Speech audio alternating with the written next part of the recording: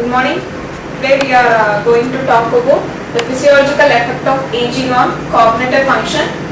This is a reviewed article. This article was reviewed by the Dr. Robert et al. From New York.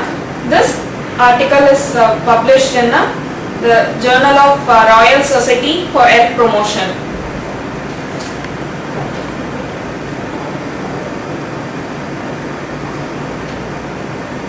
Introduction. A significant concern associated with growing old is the loss of cognitive function.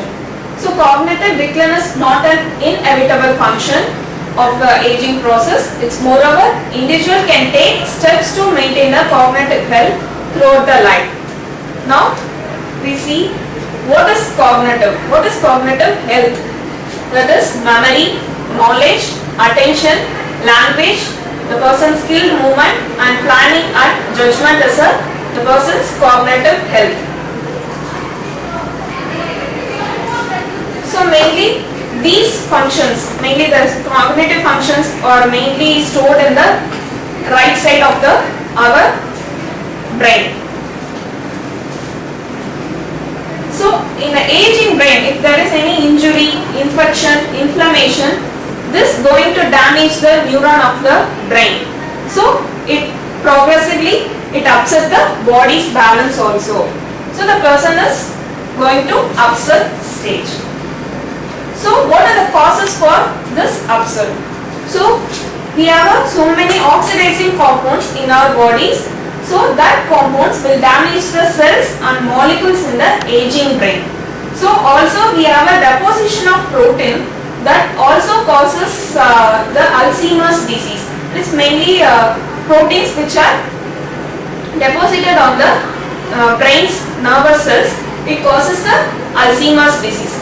These leads to production of the cognitive decline. That is, all the functions of the brain will be going to decline. So, how will you promote this cognitive health? So, the cognitive, social and physical activities that promotes the cognitive health. The brain can continue to grow new nerve cells even in the adulthood stage. Stimulatory environment, estrogen, that is a hormone which is present in our body, and then aerobic exercise which causes the increased production of the nerve cells in our brain. So these neurons will adapt to new stimuli in older individuals. So the functional reserve of a cognitive ability will be increasing. To participate in mentally stimulating activities like reading books, magazines and playing games like cards and crossword and going to the museum with the friends. These are all lower the risk of the Alzheimer's disease, which prevent the deposition of protein in the nervous cells. So these carried out complex tasks whether at work or leisure has a positive effect on the intellectual processes in the older individuals. So we have programs that tap into this desire of older people to feel needed and give something back to their community are likely to play an important role in maintaining the cognitive vitality. So how will promote that cognitive health in the older individuals? Through the physical activities only. So mainly the physical activities which reduces their risk for cardiovascular diseases, mainly heart attack and any fainting, that kind of will reduces the risk. So it leads obviously to cognitive health. Coming to the regular exercise, people who have a regular exercise 3 times a week, that is hardly taken 1 hour on off hour. So it will also decreases the cognitive decline. So also we increasingly higher levels of physical activity like swimming, brisk walking at least for 30 minutes in 3 times a week, which is also reduces the cognitive decline. So other type of physical activities like house cleaning, yard working and gardening is also lowers the cognitive decline. And higher levels of physical activity like running, jogging, climbing and lap swimming, bicycling and aerobic dancing, which is also use of exercise in machines. These are also lower the risk of poor cognitive function. Coming to the conclusion, although the brain does change with the age, cognitive impairments is not an inevitable part of aging. So, as the number of older people increase and people live longer, and developing and implementing changes for maintaining the cognitive health should be priority for both individuals and society. So, individual behavior also must play a role, and it is clear that social engagement, intellectual stimulations and physical activity play a key role in a cognitive health.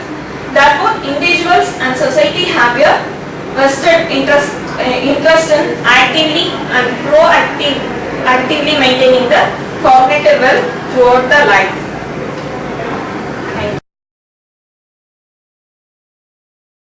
வணக்கம், நான் சிந்துஜா, 3ஆம் ஆண்டு முதுகலை மாணவி, உடலியங்கியல் துறை.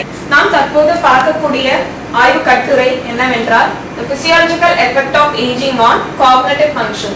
அதாவது மூளையின் செயல்பாடு எவ்வாறு உடற்பயிற்சியுடன் தொடர்புடையது, அதாவது வயதான காலத்தில் எவ்வாறு தொடர்புடையது என்பதை பற்றி இந்த கட்டுரையில் கூறியுள்ளார்கள். இந்த கட்டுரையை ஆய்வு செய்தது டாக்டர் ராபர்ட் என்பவர் நியூயார்க் நகரில் உள்ள ஒரு பல்கலைக்கழகத்தில் ஆய்வு செய்துள்ளார். 2006ஆம் ஆண்டு இந்த ஆய்வு கட்டுரை The Journal of Promotion of Health என்ற ஆய்வு கட்டுரையின் மூலமாக வெளியிடப்பட்டுள்ளது. ஒரு மனிதனின் வயதான காலத்தில் எவ்வாறு அவனுடைய மூளையின் செயல்பாடு உள்ளது என்பதை பற்றி தான் இந்த ஆய்வு கட்டுரை. காக்னிட்டிவ் ஹெல்த், அதாவது மூளையின் திறன் என்பது எதையெல்லாம் அடங்கியுள்ளது என்பது பற்றி பார்ப்போம். அதாவது மெமரி, நம்மளுடைய நினைவாற்றல், நாலேஜ் அறிவு, அட்டென்ஷன் கவனம், லாங்குவேஜ் மொழி, அண்ட் ஸ்கில்டு மூவ்மெண்ட் திறமையான செயல்பாடுகள், பிளானிங் அண்ட் ஜட்ஜ்மெண்ட். இந்த காக்னிட்டிவ் ஹெல்த் என்பது இந்த அனைத்து திறன்பாடுகளும் மூளையின் வலது பக்கத்தில் பதிவாகி உள்ளது. நம்முடைய எந்த ஒரு கவனமோ இல்லது நம்மளுடைய நினைவாற்றல் அனைத்து பகுதிகளும் நம்மளுடைய வலது பக்க மூளையில் பதிவாகி உள்ளது. ஏதேனும் காயங்கள் அல்லது தொற்று நோய் அல்லது அலர்ஜி ஏற்படும் பொழுது நம்மளுடைய நரம்பு மண்டலத்தில் உள்ள செல்கள் அனைத்தும் அழிக்கப்படுகிறது. சோ அதன் காரணமாக சில நான் மேற்கூறிய அனைத்து காக்னிட்டிவ் ஹெல்த், அதாவது நம்மளுடைய மூளையின் திறன்பாடுகள் குறைகிறது.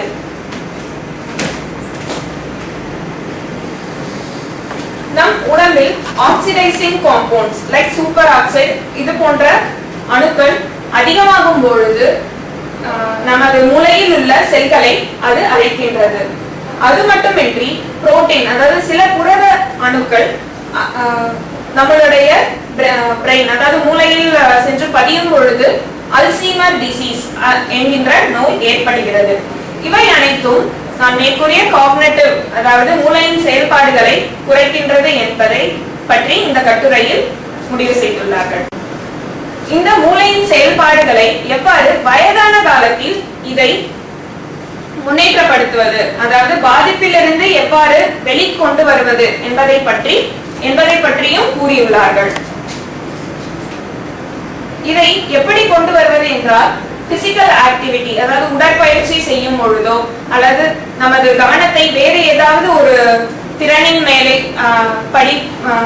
நிறைய புத்தகங்கள் படிப்பது, வேலை செய்வது, அதாவது கார்டனிங், தோட்ட வேலை, இந்த மாதிரியான வேலைகள் செய்யும் பொழுது நம்மளுடைய மூளையின் செயல்பாடுகள் அதிகமாகின்றது என்பதை பற்றியும் இவர்கள் ஆராய்ந்துள்ளார்கள். அதாவது வெளியிலிருந்து ஏதாவது நமக்கு என்விரான்மெண்டல்ல இருந்து ஏதாவது ஒரு ஸ்டிமுலேட்டரி, அதாவது பக்கத்து வீட்டுக்காரங்க என்ன பண்றாங்க, அடுத்த வீட்டுக்காரங்க என்ன பண்றாங்க, அது இல்லாம எல்லாரும் சேர்ந்து ஏதாவது ஒரு சமூக சேவை மையமாகவோ இல்ல அடுத்தவங்களுக்கு உதவி பண்ற மையமாகவோ அந்த மாதிரி செய்யும் பொழுதும், அதே மாதிரி ஈஸ்ட்ரோஜன் என்ற நமது உடலில் இருக்க ஹார்மோனும் இதற்கு உதவி புரிகின்றது என்பதை பற்றியும் ஆராய்ந்துள்ளார்கள். அடுத்து ஏரோபிக் எக்ஸசைஸ், உடற்பயிற்சி செய்யும் பொழுதும் நமது நர்வஸ் செல், அதாவது நரம்பு மண்டலத்தில் உள்ள செல்கள் வந்து அதிகமாக உற்பத்தி ஆகின்றது என்பது இவர்களால் கண்டறியப்பட்டு முடிவு கொண்டு வரப்பட்டுள்ளது. இதை வந்து எனி நியூ ஸ்டிமுலேஷன், இதை வந்து இந்த நர்வ் செல் நிறைய க்ரோத் ஆகிறதுனால இந்த வேற ஏதாவது டாஸ்க் கொடுக்கும் போதும் அவங்களால ஈஸியா பண்ண முடியும் அப்படின்றத இவங்க வெளியிட்டு இருக்காங்க. நான் முன்னாடியே சொன்ன மாதிரி reading books, magazine, playing games, cards and வெளியில எங்கேயாச்சும் போறது, இந்த மாதிரி சிச்சுவேஷன்லயும் அவங்களுடைய மூளையின் செயல்பாடு அதிகமாகுது. அதாவது அந்த காக்னிட்டிவ் டீக்ளைன்ல இருந்து அவங்க வெளியில வராங்க. பட் ஆனா ஃபுல்லா கியூர் ஆகல அப்படின்றதையும் அவங்க சொல்றாங்க. It lowers the risk of Alzheimer disease.